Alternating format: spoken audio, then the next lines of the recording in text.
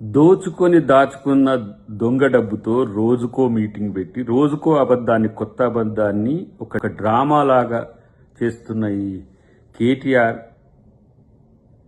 ఈ మాటలను కానీ ఆ ప్రచారాన్ని కానీ తెలంగాణ ప్రజలు నమ్మకండి. ఎందుకంటే అధికారం పోయిన మిషలో నాకు తెలిసి పిచ్చి కుక్క గరిచిందో నాకు అర్థం కావట్లేదు. మాట్లాడే మాటల తీరులో కానీ చేసే అబద్ధాల్లో కానీ చేస్తున్న ఈ కార్యాల్లో కానీ.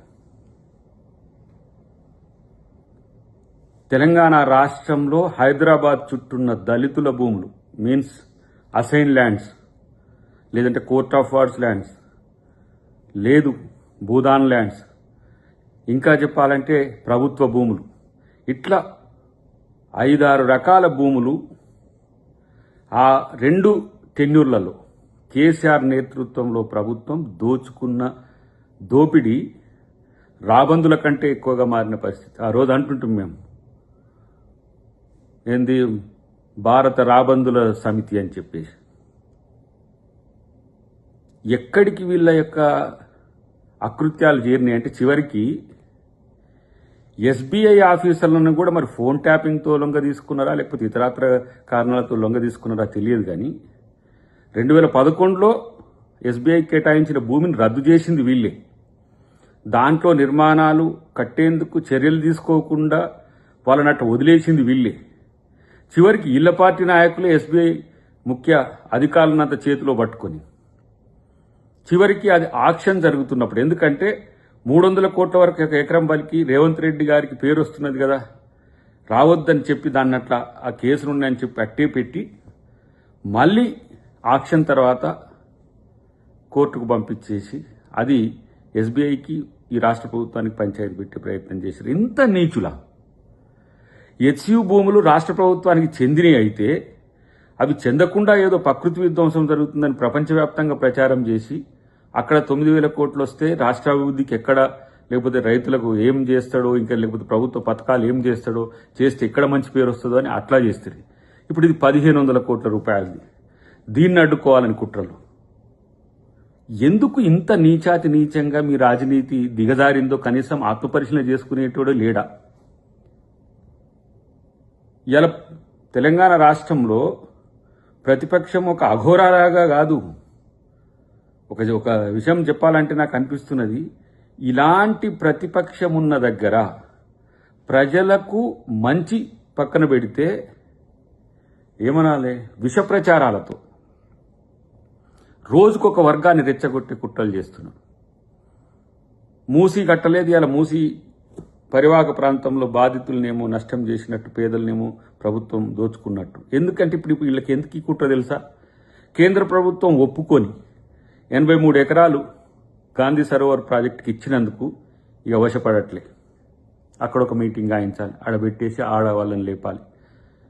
ఎట్లా అసలు మీకు అభివృద్ధి సంక్షేమం అంటే మీ అభివృద్ధి మీ సంక్షేమం అయింది.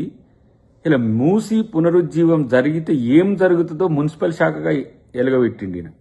తెలుసు చేయలేకపోతే నీ చేతగనంతాన్ని ఎక్కడ కప్పిపుచ్చుకోవడానికి ఇట్లాంటి అబద్ధ ప్రచారాలు ఎందుకు చేస్తున్నావు? ఈరోజు 1,00,000 పైచిలకు ఇండ్లు పేదలకు కట్టించడానికి ఇలా జిహెచ్ఎంసీ పరిధిలో కానీ, ఎంఎంసీ పరిధిలో కానీ, లేకపోతే సిఎంసీ పరిధిలో కానీ, ఫ్యూచర్ సిటీ ఏరియాలో కానీ ఒక ప్రయత్నం జరుగుతుంది. అది పక్కన పెట్టి ఏదో మొత్తం అక్కడ భూములు తీసుకుంటున్నట్టుగా మూసీ పరివాహక ప్రాంతంలో జరిగేదాన్ని ఎక్స్పోజ్ చేయడానికి నువ్వెంత చేసినా నిన్నెవ్వడు నమ్మడు.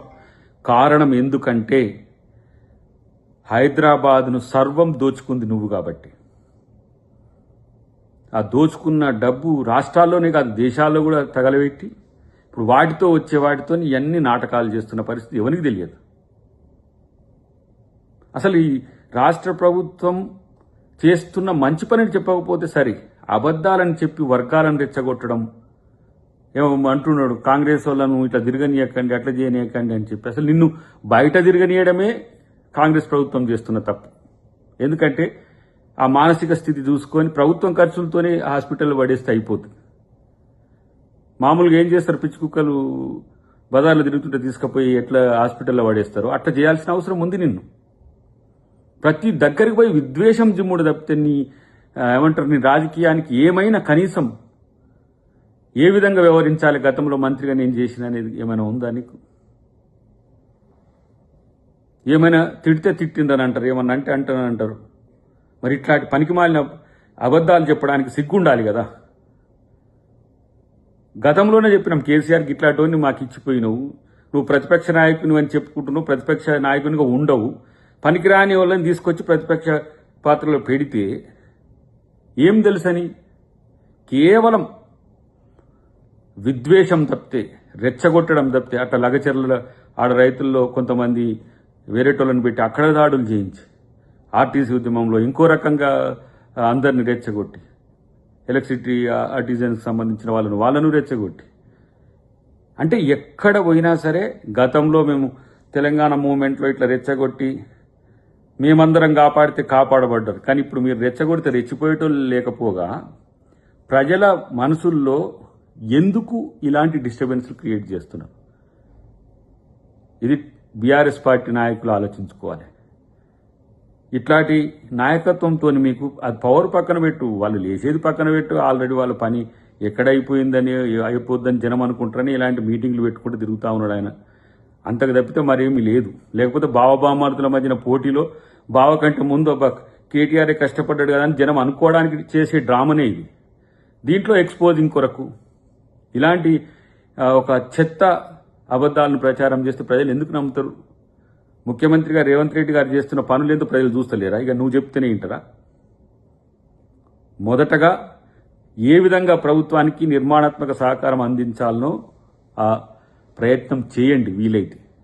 లేకపోతే మొన్న ఏ విధంగా ప్రజలు ఓడగొట్టిందో అట్నే మళ్ళీ ఓడగొట్టే ప్రయత్నం చేస్తారు. కాబట్టి కనీసం మానవ విలువలు, రాజకీయ విలువలు, నైతిక విలువలు అనే పదాలకు అర్థమన్న తెలుసుకొని అట్లా నడుచుకోవడం తెలుసుకుంటే మంచిది. స్వచ్ఛంగా, సహజంగా పోషకాలు నిండిన ఎస్ఆర్కే డైరీ పాలు మరియు పాల పదార్థాలని ఎంచుకుందాం.